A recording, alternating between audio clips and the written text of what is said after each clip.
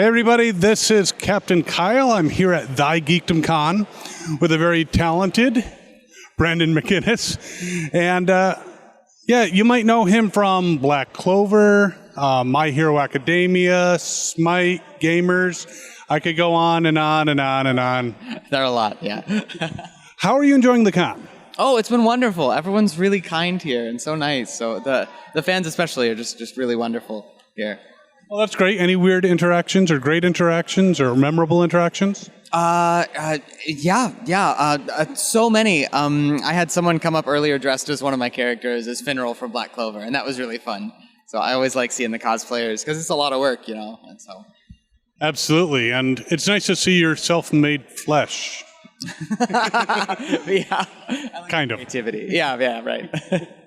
So my understanding is before you were full-time voice acting, in fact, not that long ago, you were a coder. How does one transition from coding, which is very logical, to voice acting, which is very emotive? So it wasn't like a spur-of-the-moment switch. I sort of juggled both careers for a while.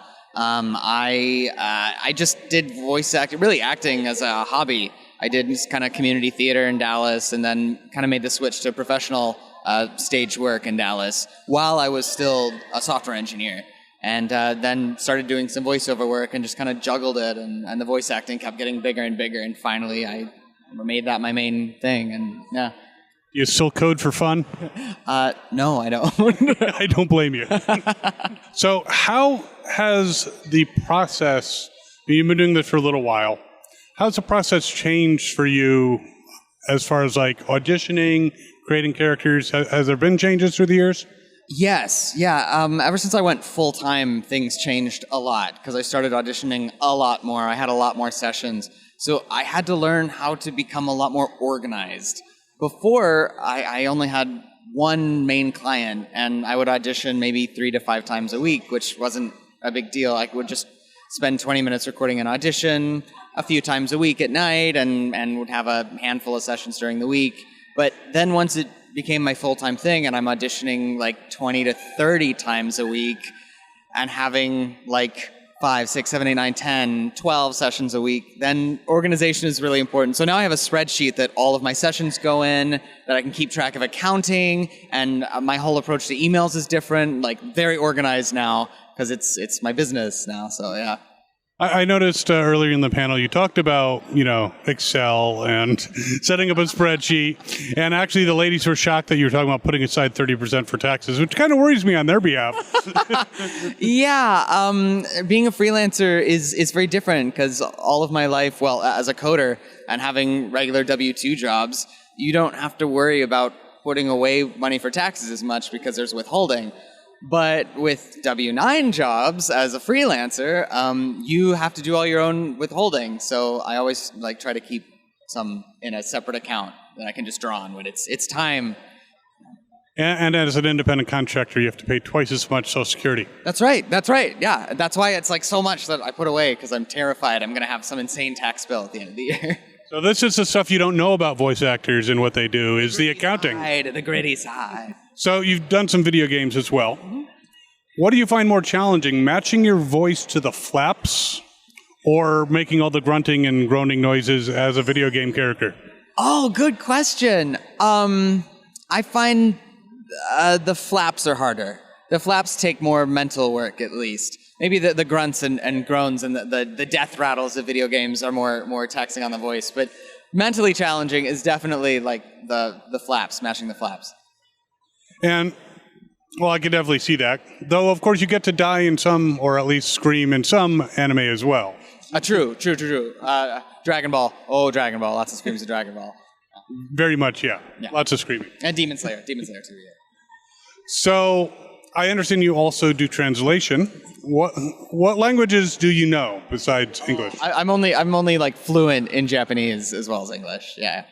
Now, that raises an interesting question. When you're doing your flaps work, can you hear the audio even faintly of what they're saying, and does it kind of mess you up when you're doing your lines? Good question. So the way it works in dubbing and anime is we will preview our lines in Japanese for a scene or a few lines at a time, And so I hear the performance in the Japanese as I'm watching the flaps to kind of like clock it before we come in for a pass in English.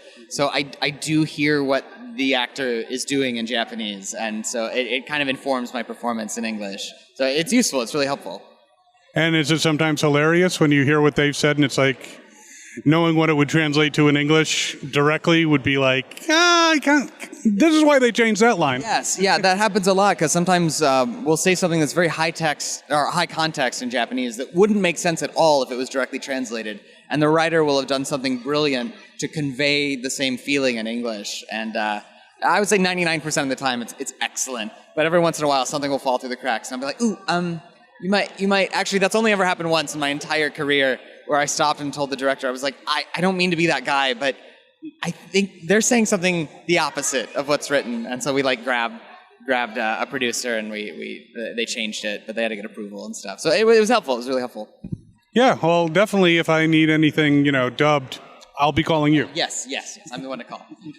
I have no money, though, so you probably will not answer the phone. Probably not. I'm sorry. I understand. It's your job now.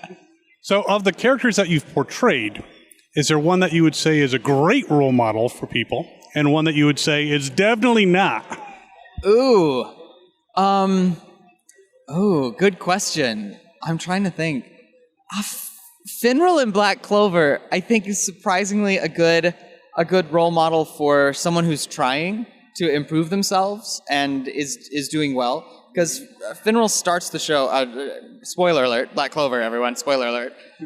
He starts the show and he's very cowardly, and he's kind of, he hits on a lot of women. He's still respectful when he takes no, very like, okay, thank you, and like the end, But as time goes on, he kind of has a bit of a glow up, and he grows up a lot and becomes I would argue one of the most contributing members or most successfully contributing members of the Black Bulls, the core group. And so it's really cool to see that character journey. And I think Finral's a good role model.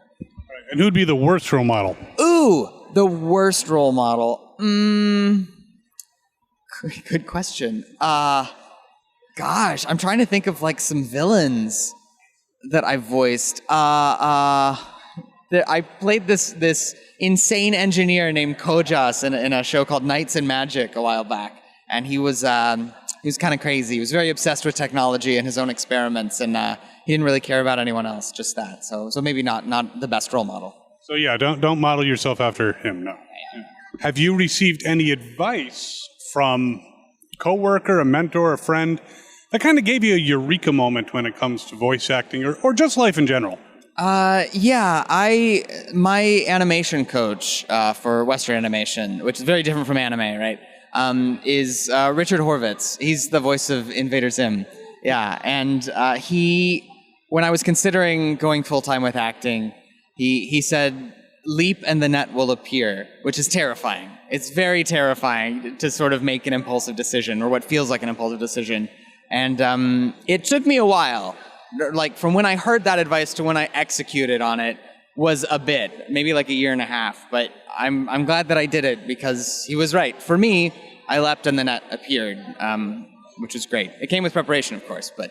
Yes, preparation is key. Don't be like, I'm going to be an actor with no acting experience and no background and jump, and yeah, the net might not appear at that point. But it is... I guess I learned it's important to take the leap once you've done the preparation, you've done the work. I was very, very hesitant to do so, but I'm glad I did. Oh, awesome. But it was a big step, so you had courage. I had courage. I did the thing. Yay. Is there anything that you're working on right now that you can discuss? No. Everything I'm doing is under NDA right now. Respect the NDA. Respect the NDA. Gosh, yeah, I can't talk about anything. That's awful. I can say what I'm looking forward to, that I'm pretty sure we'll record. Supposedly, it has been announced that season 3 of Dr. Stone is going to come out in the fall, and so hopefully, if everything goes well with licensing and everything, we'll get to record it again, and I'm looking forward to that, if it all happens. But this is not a definite, nor should you hold him to any liability if it does not. Yeah. I know only what you know, like reading it in the papers. So, is there anything you would like to say to your fans before we wrap up? Oh, yes. Thank you so much for your support. I couldn't do what I do without you, and thank you for coming to visit me at cons and purchasing autographs and supporting us as voice actors, because it's the only way that we can continue doing what we do. So thank you so much. And yeah. They're your net. You're my net. Yay. Oh, Brandon, it was such a pleasure talking to you. Wonderful. Thank you for the interview. I really appreciate it. And everyone out there, thank you so much for watching. We'll see you next time. And as always, have fun and follow your fandom. This is Brandon McInnis, the voice of Finral in Black Clover, and you're watching Fandom Spotlight. Please subscribe, please. If you don't, I'll be sad, okay? Thanks. Bye.